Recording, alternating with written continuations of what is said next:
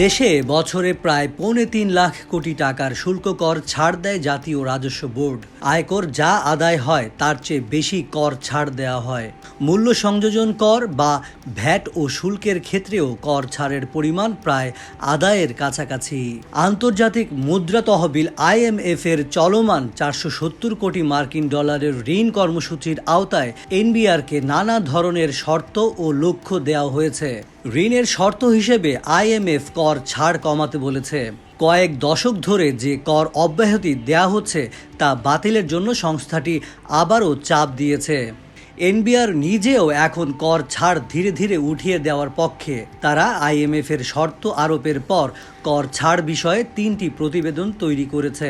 প্রতিবেদনগুলো পর্যালোচনায় দেখা যায় আয়কর, ভ্যাট, সম্পূরক শুল্ক, আমদানি শুল্ক ও আবগারি শুল্ক মিলিয়ে এক অর্থবছরে 2,73,410 কোটি টাকার ছাড় দেওয়া হয়েছে।